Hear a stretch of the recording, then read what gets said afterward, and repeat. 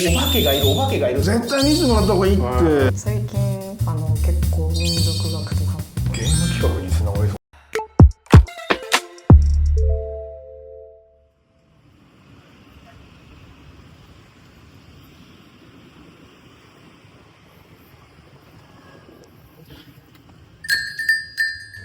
いらっしゃいませ。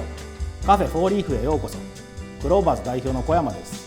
ここではクローバーズの社員たちが気になることを勝手気ままにおしゃべりしています。どうぞ皆さんもお好きな一杯とともにお楽しみください。そうだ、じゃあ肝心なこと聞いてなかったけど、平山さんはそういうの自分で見たことは、体験したことある？いや、それはあんまなくて。ないんかい。ないんですけど、今の展開ある話じゃなかった？一個だけ小学生の時に鍵っ子だったんですけど、鍵っ子だから家に親いないって分かってるじゃないですか、分かりきってて、鍵でドア開けてガチャって入って、分かりきってるのになぜか「ただいま」って言おうと思ったんですよね。でただいまって言ったら「おかえり」って聞こえて、でも分かりきってるのに「ただいま」って言って「おかえり」って聞こえてきたら疑問とか恐怖で覚えるじゃないですか、その時の、小学校低学年あんま覚えてないんですけど、その時の自分はなんかさも当然のように受け入れてしまって、何事もなかったかのように部屋に戻るみたいな経験が一個だけ。小学校何年の時？何年か覚えてないんですけど、低学年の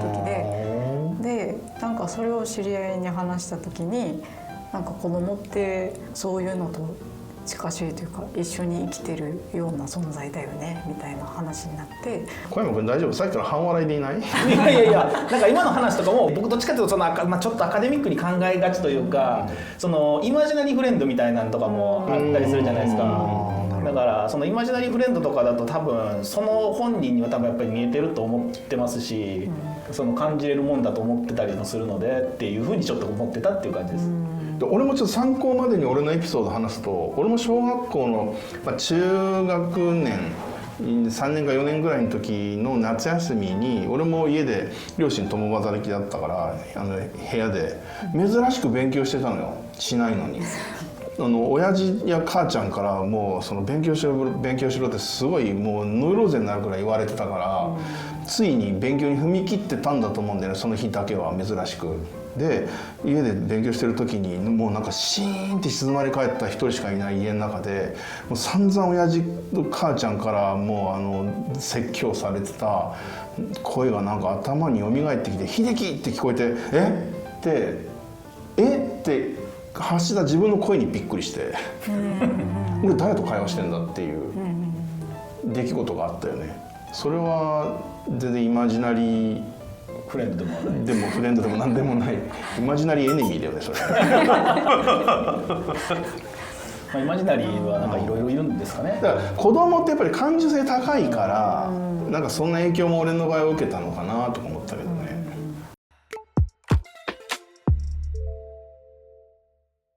僕お化けだと思ってたらお化けじゃなかった話はあります。昔住んでた家のトイレがちょっと離れみたいなところにあって、そのトイレ行くために一回ドアをドアノブ開けて入らないといけなくて、そのトイレの近くにまた別の部屋があって、夜真っ暗なんですけど、トイレの近くにそのトイレの近くの電気つけるところがあるから、もう真っ暗で一回行かないといけないんですよ。でもそれが嫌でドア開けるたびにたまにその向こう側のドアがキーって開くんですよ。でもうお化けがいると思ってたんですよ。けど単純にちょっと真空っぽくなってて、こっちのドア引いて開けてるか、そっちのドアがキュッて空気で引っ張られてるだけやったっていうのを、小学校の高学年ぐらいになって気づいてなんやこれっていうだからね、そんなもんだったりするんですよね。なんかその科学的に説明できちゃったりしてね。これぐらいしかないですね。もうせっかく盛り上がってたのにロマンなくなるな。すいません。でも僕も探求してます。でもそこは前も言ったように、やっぱり僕もその未知の経験というか、やっぱり不思議な体験したいなとは思いますね。ただなりはなんかないの？うちの実家で友人たちがいっぱい見てるんですよね。遊びに来た友達がってこと？そう結構たまり場みたいになってて、泊まったりとかするとお風呂場からこう濡れたまんまバーってこう友達がしてきて、なんか出てきた天井からってこうびちょびちょのまま来たりとか。何が出たんですか？なんですかね。あとなんか絶対忠成は見ない方がいいって言われてるその家でみんなで撮った写真があるんですよね。いまだに見せてもらえない。めっちゃ気になってる。めちゃめちゃ見たいやん。いや見ない方がいいとか言われて。それ絶対見せてもらった方がいいって早く。そうなんですよ。それは見たい。忠成実家どこなの？実家の三鷹市です。東京、三鷹？早く行ってき。ちょっと平山に見せて確かに嬉しい。ちょっと一回なんかその本当に見てもらいたいですけどね。本当にやばいんかなみたいな。忠成見ない方がいいって。そう何ってなりますよ。絶対見たくなるよね。忠成さんは見ない方がいいっていうのは忠成さんに何か起こってるってことなんですか？いややっぱそうなんじゃないですか。心霊写真ですよ、心霊写真。心霊って結構思いとかっていうのにつながるじゃないですか。でそこから強い思いって呪いとかもあるなっていうのにつながってて、でじゃあなんで呪いってなんで存在するんだろうなっていうの疑問が湧いてきて、最近結構民族学とかに発展してって、そういう村の風習とか、人の思いが作り出した習慣とかになんか最近興味があって、なんか何々様とか神様とかって言ってずっと怖いつながりで気になることが枝分かれしていってるって感じですね。それはゲーム企画につながりそうだ。そうなのよ。まさにね、今狼開発してるし、なんかそんなのスラックに書き込んでよ。妖怪のネタになることあればね。今一番このだからハマってるのは民族学的なそのなんかシャーマニズムみたいな、なんかそういうところみたいなことですか？そうですね。今の心霊とかをチュルチュル見ながら結構本とかも見出して、最近おしら様とかっていう神様が存在してるとかっていうのも見たりして、そうですね、調べてる感じ。なんかおしら様って聞いたことあるなと思って。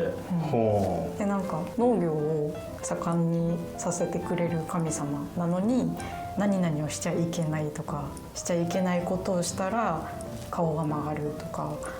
で、一回拝み出したら一生末代まで拝み続けないといけないとかっていういい神様なのに、そういう負の面があるみたいな面白さとかっていうのに結構ハマってる感じ。それ小山君農家だからいや分かんないです。なんか今おしら様ってことは聞いたことあるなと思いましたね。なんか東北地方にの村とかでやられてるらしいんですけど、なんかでもそのやっちゃいけないことっていうので俺も一個思い出したんだけど、なんかどういうところからそういうのが生まれてそこに何の理由があるのかっていう話でさ、ミミズにおしっこかけちゃいけないってあるじゃん、ミミズにおしっこかけたらチンチンが腫れるからっていうこと言われるんだけど、あれの起源って俺はどっかネットかなんかで読んだから本当かどうか知らないんだけど、